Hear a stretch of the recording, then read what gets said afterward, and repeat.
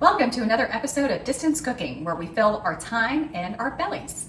Today we are making stuffed peppers, and we're going to make 2 vegetarian versions and 2 with meat. So if you have people in your house who have different diets, you can accommodate all diets with this.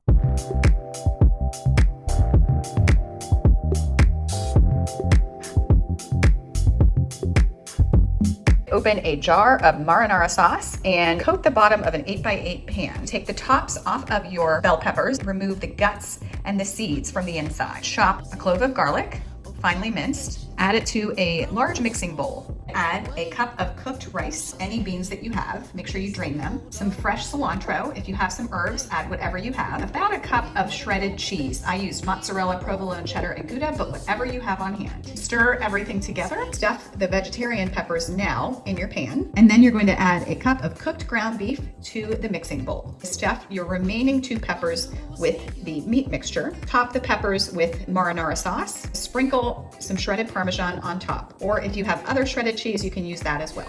Cover the whole thing with foil, put it on a baking sheet just in case it drips. Bake it at 400 degrees for about 45 minutes until the peppers are tender and the cheese is melted and golden brown. All right, so the peppers are done. They ended up cooking for about 45 minutes, and now I'm ready to taste. And I am tasting the one with the beef. So I'm gonna cut it open to make it easier, and look how beautiful that is with all the different colors. I also added some cilantro at the end just to kind of wake it up. So let's see how it tastes. Let's get a little bit of everything.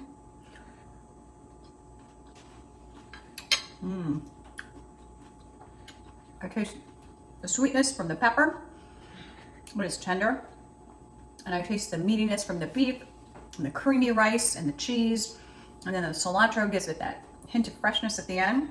It's delicious. Tune in next time for more on how to make the most of our time at home.